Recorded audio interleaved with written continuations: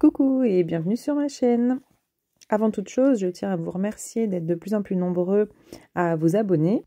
J'espère que le contenu de ma chaîne vous plaît et surtout n'hésitez pas à partager, à liker et à laisser des commentaires. Alors, on se retrouve pour continuer notre journal de vacances, notre cahier créatif avec la dernière collection de chez Show & Flower qui s'appelle Globetrotter et ce tuto est réalisé pour la boutique Les Kits de Corinne.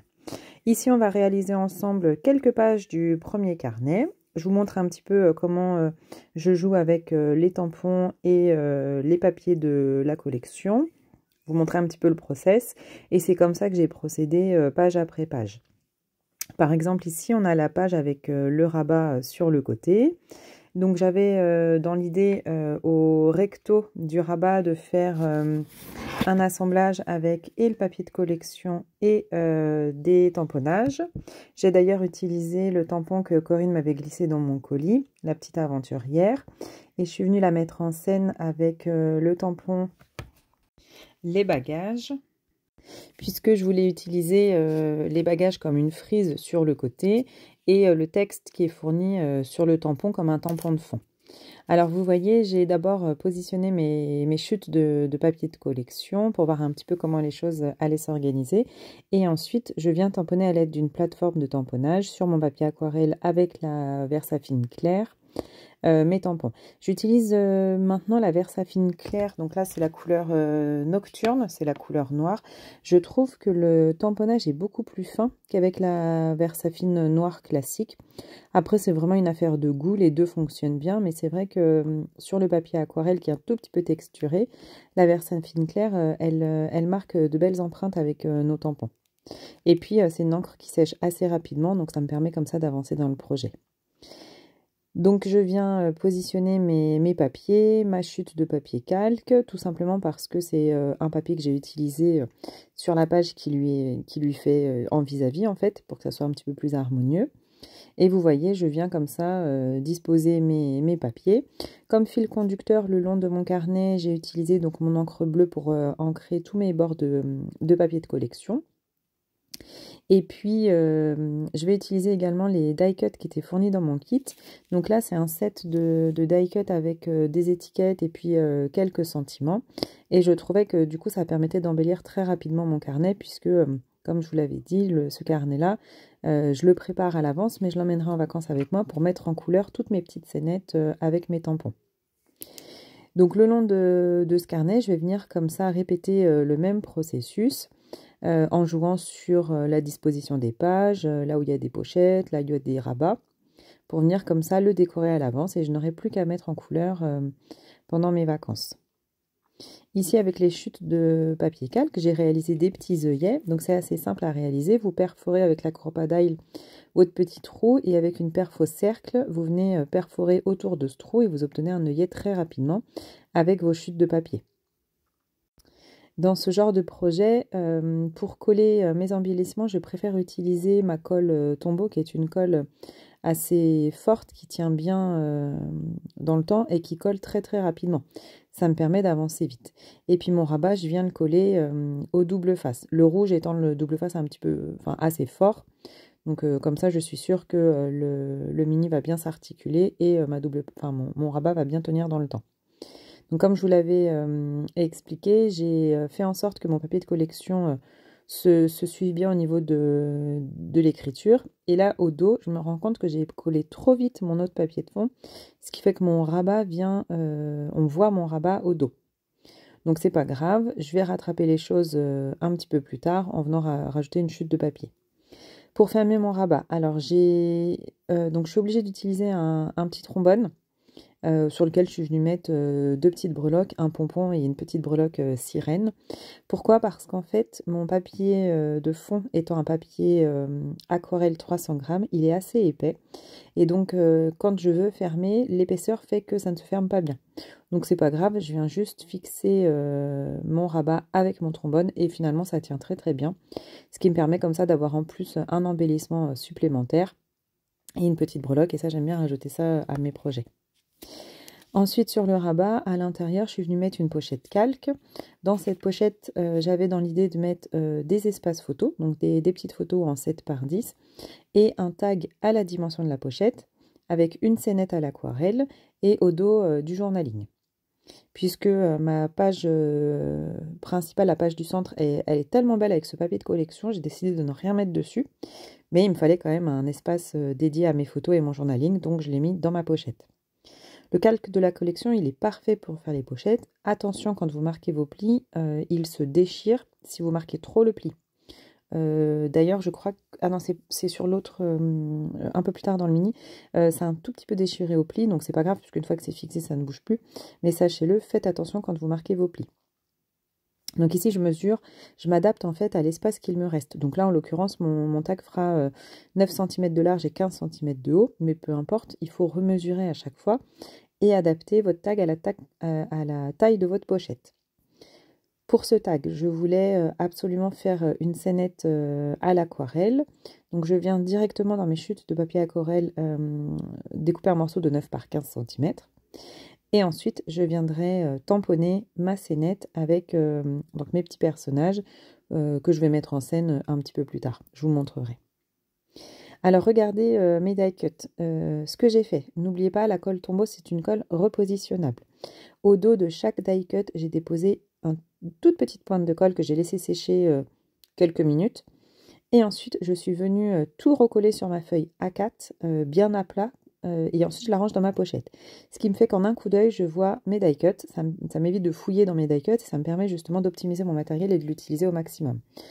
Comme c'est une colle repositionnable, vous n'avez juste qu'à détacher le die cut de son papier de fond, et le die cut vient très facilement, et après vous le collez là où vous souhaitez embellir votre page. Donc au verso, mes pages jumelles. J'aime beaucoup ce papier de fond bleu jean, là il est vraiment très très beau.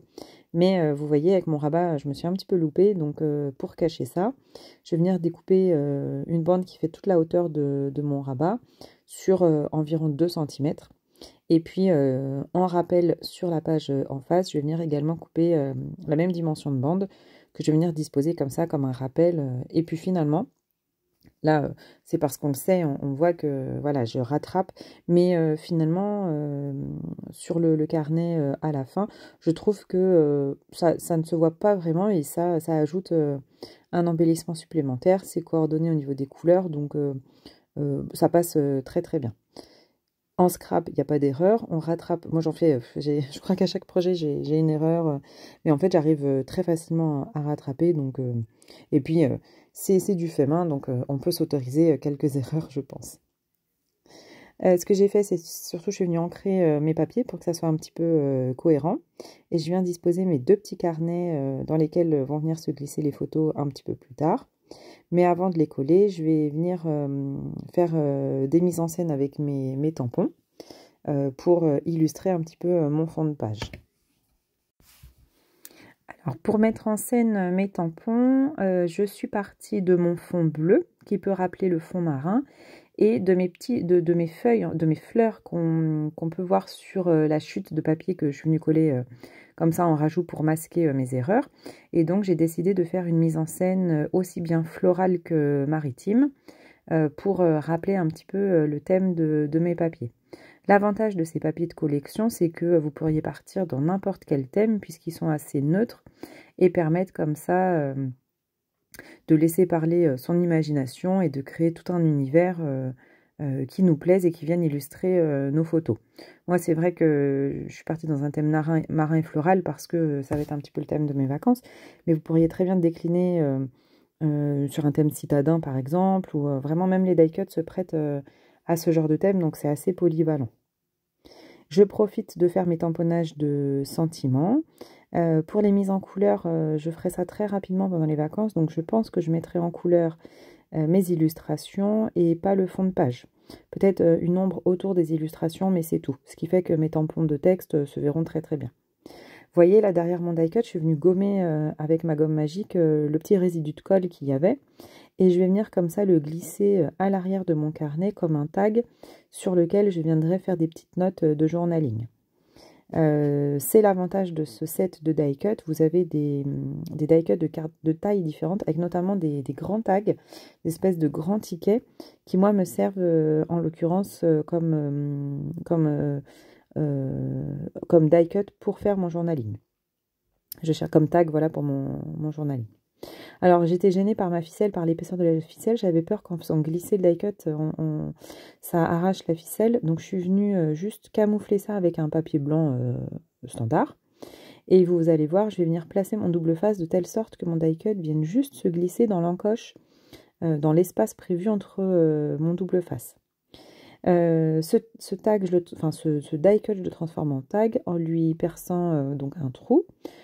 En faisant un œillet avec une chute de calque. Et donc, vous voyez, je perfore d'abord à la crocodile et ensuite avec ma petite perfo, je viens centrer et perforer et on obtient un tag. Je vais faire de même sur la page d'en face. Donc, je prépare mon deuxième œillet et je viendrai le coller toujours avec ma colle tombeau. C'est une colle qui devient transparente en séchant, donc on ne la voit pas du tout à travers le calque, pardon. Et puis, je vais utiliser la même ficelle, donc c'est un fil de coton bleu, couleur un petit peu bleu jean qui s'harmonise très très bien avec mon encre et puis mon papier de fond. Donc c'est une ficelle que j'ai utilisée tout le long du carnet. Je prends vraiment plaisir à réaliser ce carnet, à jouer avec les die cut, à les modifier, les embellir, vraiment à m'approprier tout le matériel pour faire un carnet qui me plaise et que je puisse emmener en vacances et avoir plaisir à continuer à créer même sur mon lieu de vacances. Donc je viens passer ma petite ficelle dans mon tag, très simplement. Je mets d'une pince aussi pour rattraper, parce que c'est pas toujours évident de faire passer la ficelle dans la boucle. Donc avec une pince, c'est quand même beaucoup plus simple. Et puis je viendrai comme ça fixer ma ficelle et ensuite mettre du double face derrière mon carnet où il y a mes espaces photos, de telle sorte que mon die cut puisse venir glisser parfaitement à l'arrière du carnet sans que je le perde ou sans qu'il ne tombe. Pour ce genre de projet, j'ai toujours autour de moi différentes colles, différents adhésifs avec des diamètres, pas de diamètre, des largeurs différentes que j'adapte en fait au projet en cours. Là, vous voyez, j'ai quand même un double face assez large qui fait un petit peu plus d'1 centimètre, mais ça me suffit, enfin c'est assez grand pour bien coller le carnet et ça me laisse quand même l'espace pour pouvoir glisser mon tag. Donc là, vraiment, cette astuce avec les die cut, je trouve ça vraiment pratique. Et puis, à ranger, c'est quand même beaucoup plus simple que dans la pochette. Et vous voyez, en un coup d'œil, vous voyez à plat tous vos die cut. Et c'est très, très facile de choisir celui qui nous plaise pour embellir notre créa. Et c'est vraiment très, très rapide à réaliser. Et alors, hyper, hyper pratique. Donc là, je vais venir jouer avec les papiers de collection et les tampons de la collection pour faire des petites mises en scène. Voilà. Sur le thème marin. C'est pas très défini parce que je sais pas à l'avance quel type de photo je vais mettre, mais la thématique c'est quand même la mer, donc je risque pas de me tromper en réalisant ce genre de petites scénettes. J'ai décidé de tamponner sur mon papier craft parce que je voudrais faire de la mise en couleur. Alors sur le craft, peut-être au crayon de couleur, les Pablo de Carandache. Je suis pas certaine de les emmener parce que pour quelques mises en scène, ça m'embête de me charger. Peut-être que je le préparerai avant ou à mon retour, je ne sais pas. Il y a aussi une chose que je vais faire avant mon départ, c'est de préparer, bon, évidemment le matériel que je vais emmener.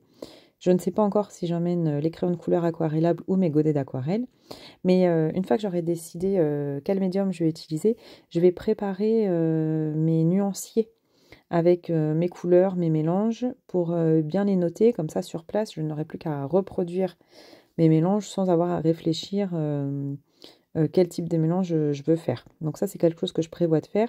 Et d'ailleurs, mes nuanciers, je prévois de les glisser dans mon carnet. Donc j'ai une petite idée de où les glisser. Je verrai à la fin, selon le type de couverture que je vais choisir de faire, je viendrai mettre un emplacement pour y glisser mes nuanciers. Pareil, ces nuanciers-là, moi je les garde toujours. Ça me permet sur des projets, quand on veut aller vite, de ressortir les nuanciers qui nous ont plu et puis d'avoir tout de suite nos mélanges. Et donc ça, c'est assez pratique quand on veut aller vite dans les créations. Donc une fois que ma petite scénette est faite et qu'elle me plaît, je viens coller directement mon carnet sur ma base de page. Comme ça ne bouge plus et je viendrai faire les mises en couleur plus tard autour de mes carnets. Comme je vais pas mettre en couleur le fond de page, mais plutôt faire des ombres autour de mes tamponnages, et bien le fait que ça soit collé directement ne me gêne pas. Alors je ne peux pas résister à l'envie de mettre un die cut timbre. Ils sont absolument magnifiques. Ça vient vraiment illustrer votre carnet. Je trouve que les die cut de cette collection-là, je ne sais pas pourquoi, mais je les trouve vraiment absolument magnifiques. Et rien qu'à eux seuls, ils permettent juste d'embellir très rapidement le projet. Et à la rigueur, ils se suffisent. Alors, j'ai avancé un petit peu hors caméra et je vous présente donc le carnet de la première semaine. Pour protéger mes couvertures, j'ai mis juste une couverture de rhodoïde et je suis venue relier avec ma cinch. Donc vous voyez, j'ai fait mes mises en scène entre mon papier de collection, mon emplacement photo et mes tamponnages à la Versafine claire. J'ai pas trop chargé au niveau des tamponnages parce que le papier est quand même assez chargé. Et puis, je me projette aussi sur des temps de création très courts, donc des mises en couleur rapides. Donc vous voyez, ici j'ai réussi sous mon calque à faire une esquisse de mon planning de la semaine. Ici ma page donc à rabat, on l'a vu ensemble avec la mise en scène sur le rabat et puis mon tag où je suis venue mettre en scène mes 2 petits pirates qui auraient comme ça, qui se seraient échoués sur la plage.